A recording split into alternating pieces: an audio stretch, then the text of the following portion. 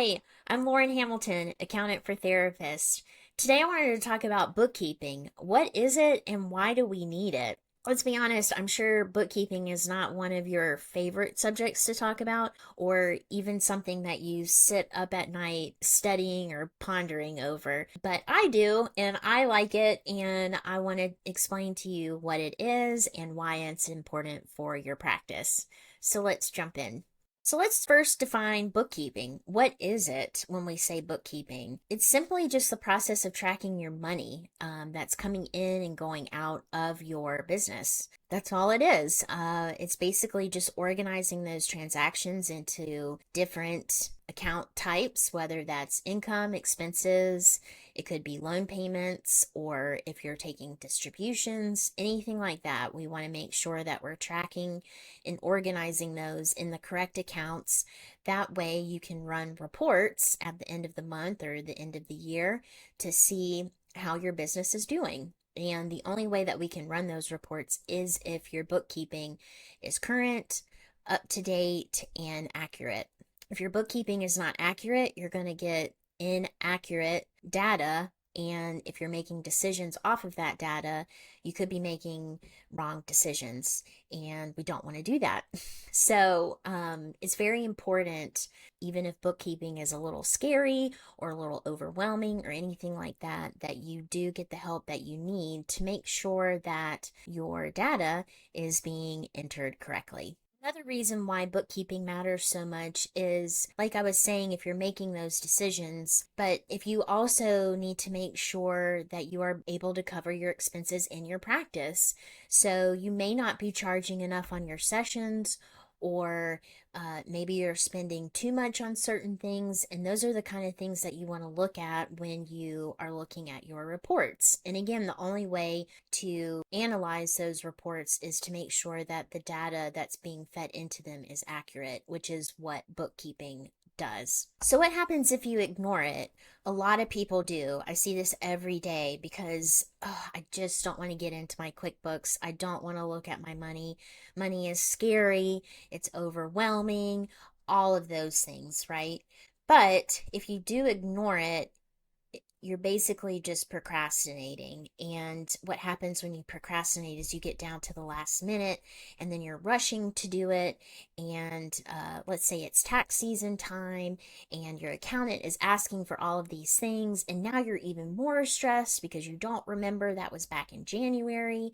And now you don't remember where you put that receipt, or what that expense was even for. And so now you're just, the stress is building. So that can be one side effect of ignoring it. And really, if you just take it one step at a time, even 1 week at a time, I like to tell therapists to just set aside some kind of self-care time where you make coffee or tea, put on some nice music, just really kind of set the scene for yourself to have like a calm office work environment, and just set up time to where you can go into your QuickBooks or your spreadsheet, however you're tracking this, and just spend 10 to 15 minutes on it. You don't need to spend hours on it every time. Just start small. Do those 10 to 15 minute increments and look at what it is that you're spending. I guarantee that if you do that, as you're going out the following weeks and making purchases or looking at things, you're going to think about, oh, where am I going to put this in my spreadsheet? How is this going to look in QuickBooks? Should I be making this purchase now? Maybe I need to wait because I know that it's in a seasonal dip and the income that I'm expecting may be a little bit lower.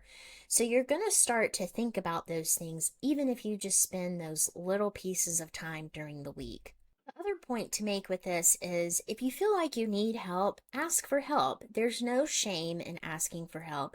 I know you work with clients every day that are kind of in similar situations with other life events.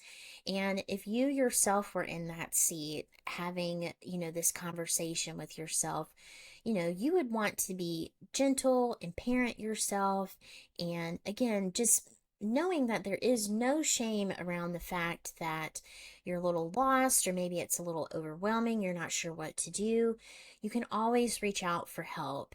And the best way to do that is to reach out to an accountant or someone like me who works with therapists every day with this particular part of your business. So, again, some benefits of staying on top of your bookkeeping is knowing exactly how much money you're earning and how much money you're spending. So that way you can keep a healthy check on your budget, and if you need to hold off on anything, or maybe it is the right time to purchase that thing, you're also going to be prepared for your taxes. You're not going to have any surprises. You're going to know exactly how much tax you're probably going to have to pay at the end of the year. Also, setting up estimated tax payments. You want to make sure that you're paying in enough during the year so that you're not making any of those interest or penalties for underpaying during the year. And you can make clear and confident decisions. And at the end of the day, that's really what you want to aspire to, is feeling calm and confident in your practice. I help therapists do just that. My role and my goal is to make you feel confident and calm in running your practice. If you've been putting off your bookkeeping, you're not alone. There's not any shame in that. Just take a few minutes every week and look at it from now until the end of the year. It's going to make such a huge difference. If you do have questions or need help, please reach out to me. Again, I help therapists just like you in their practice every day with their accounting and bookkeeping, and I want to be able to support you with that as well. If you found this helpful or informational, please like and subscribe, and please share this with any other therapists that you think would benefit from this information. Until next time, be well.